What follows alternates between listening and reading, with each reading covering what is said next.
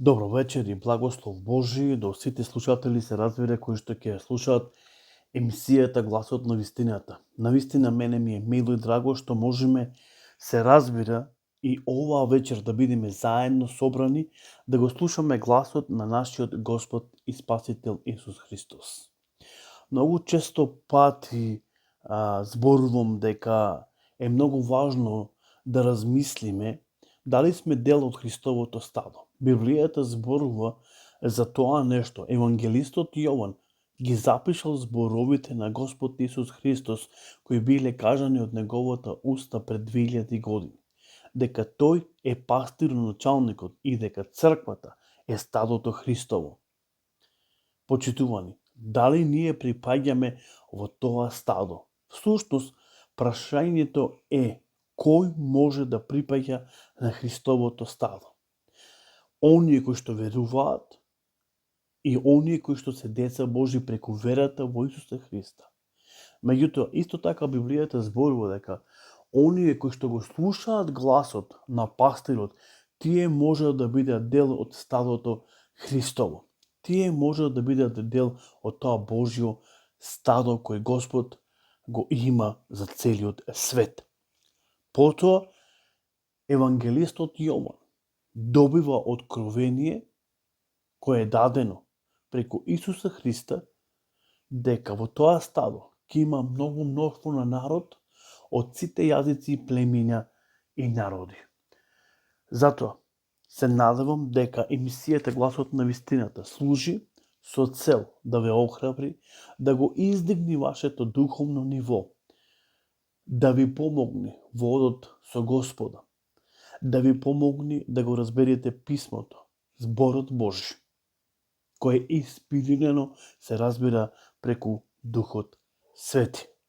Затоа препорачувам да се слуша емисијата Гласот на вистината, каде ние можеме да се охрабруваме и да бидеме се разбира благословени преку неговото слово Господово. Ние зборуваме за една многу важна, клучна тема. Всушност, кога зборуваме за библиските теми, тие се сите клучни и многу важни, затоа што доаѓаат преку Духот Свети, доаѓаат од самиот Господ Бог. Зборуваме за трансформација. Всушност, со помош на Светиот Дух, со помош на Бог, може да биде трансформирана секоја личност. Секоја личност може да биде благословена и секоја личност може да има обновен живот. Тоа значи дека кога некој ќе стане верник, тој веќе е нова личност во Исуса Христа. Не е истиот како и порано, зашто со стариот живот веќе е завршено и започнува нов живот. И така кој е во Христа, тој е ново создание, старото помина, ете се ново се создава. Ние стануваме нови личности преку верата во Исуса Христа. И напоменав уште во претходните емисии дека многу важно е многу клучно при самата трансформација на една личност да се повикаат, да бидат вклучени Таткото, Синот и Духот Свети. Библијата ни зборува дека ние треба да имаме активна 24/7, да имаме заедништво со нив, да бидат вклучени во нашиот живот, ако сакаме да имаме промена во нашиот живот. Многу луѓе размислуваат како да го променат својот начин на живеење. Од многу аспекти, можеби од исхрана, можеби од многу други различни нешта. Но ние зборуваме како можеме да бидеме наново родени личности преку Исуса Христа, нашиот Господ и Спасител. И затоа реков, верата е таа која што го обновува нашиот живот. Бог е тој кој го обновува нашиот живот. Светиот Дух, Синот е тој кој го обновува нашиот живот.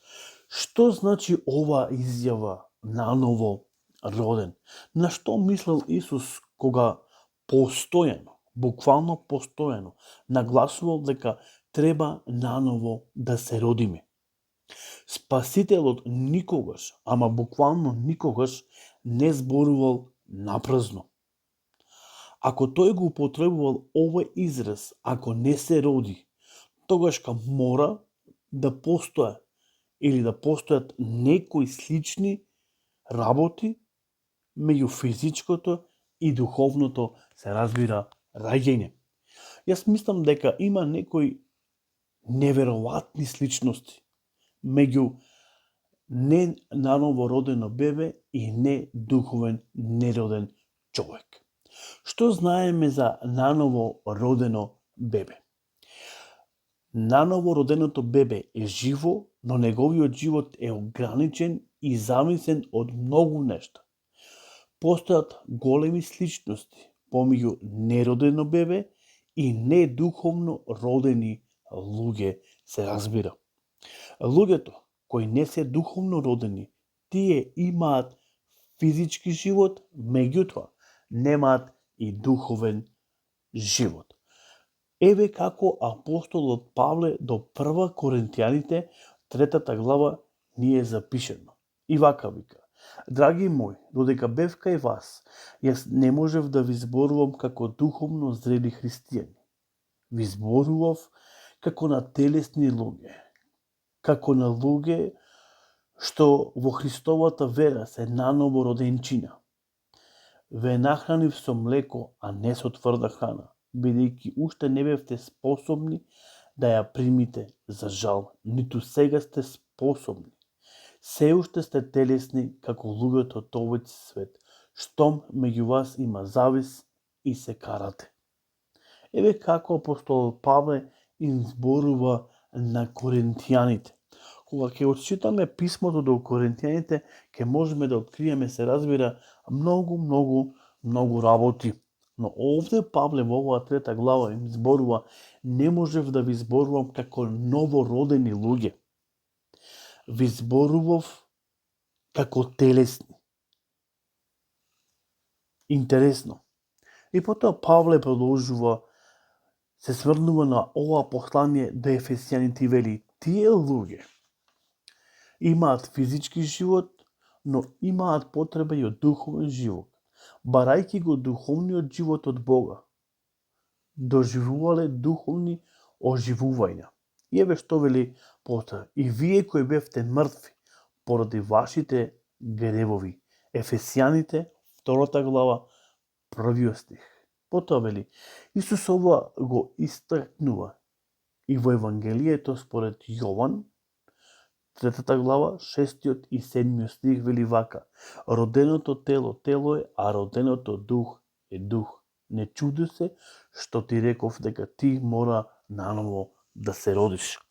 Го видовме овој класичен пример кој ни е даден во Новиот Завет и откриовме дека религијата,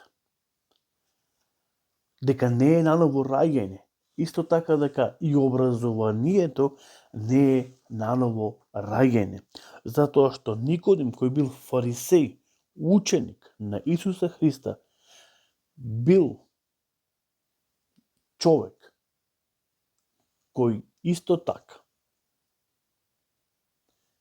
образован, но меѓутоа и многу религиозен човек бил и бил од Сендрионот. Меѓутоа Исус му вика дека ти треба да се наново родиш, всушност да завршиш со законот, затоа што преку законот се познава гревот. А платата за гревот, Библијата вели дека е смрт. Сите луѓе кои што се уште се управуваат според гревот, според законот, тие живеат еден телесен живот, а не трансформиран живот. Живот во потполно љубов, мир и благосостојба. Затоа треба да ја читаме Библијата, и Библијата е таа која што ни открива што е тоа наново раѓање. Зошто всушност Исус, Спасителот на овој свет, го нагласувал самото наново раѓање, затоа што рековме дека кога човекот ќе биде наново роден, кога неговиот живот ќе биде трансформиран, тој ќе стане дел од Божјото семејство и ќе има дел во првото воскресение и неговото име ќе биде запишено во книгата на животот. Почитувани, верувајте ми дека само наново родени луѓе ќе бидат во новото небо, новата земја и новиот Ерусалим кој Бог го припрема за сите, се разбира, оние кои што го љубаат Господа. Не наново родено бебе, Библијата зборува дека живее во темнина. Духовно неродените луѓе не само што живеат во мрак, туку што пише во Библијата? Во Евангелието на Јован, 3 глава, 19 стих, вели вака: не само што тие живеат во темнина, туку тие ја засакаат темнината повеќе од светлината, зашто нивните дела беа лоши. Потоа во Колосјаните 1 глава, 3 стих, вели дека христијаните се избавени од власта на темнината, а во првото послание на Петар, 2 глава, 9 стих, вика: тие се опишани како повикани од темнината и поставени во неговата чудесна светлина. Необратените луѓе живеат во темнина и ја сакаат и не треба да бидат или не сакаат да бидат избавени од самата темнина. Еве што вели Исус: додека сум во светот, јас сум светлината во светот. И кој мене ме следи, оди во светлина и мракот не може да го опфати. Кога ќе читаме 8 глава, 9 глава од Евангелието на Јован, Исус се представува како светлина, како светло на овој свет. Потоа, евангелистот Јован во своите писма исто така зборува дека Бог е светлина и во него нема или не пребива никаква темнина. Тоа значи дека суштинската улога на наново родените луѓе е да бидат светлина и сол на оваа земја. И тоа е нашата улога, тоа е всушност улогата на самата црква. Црквата треба да биде наново родена, спремна за младоженецот, затоа што таа е невестата Христова. Почитувани, имајте едно убаво и благословено време, се разбира, до наредната емисијата Гласот на вистината. И ако даде Господ, ќе продолжиме со истата тема. Што значи не наново родено бебе? Што значи човек да живее во темнина, во мрак? Иако реков, оној кој што живее во темнина, тој не знае каде да оди. Исус не повикува да живееме во неговата чудесна светлина и тој сака таму да не смести во таа чудесна светлина. Затоа, Господ со вас нека биде, имајте пријатна и благословена вечер и се слушаме, се разбира, до наредната емисијата насловена како Глас на вистината. Пријатно.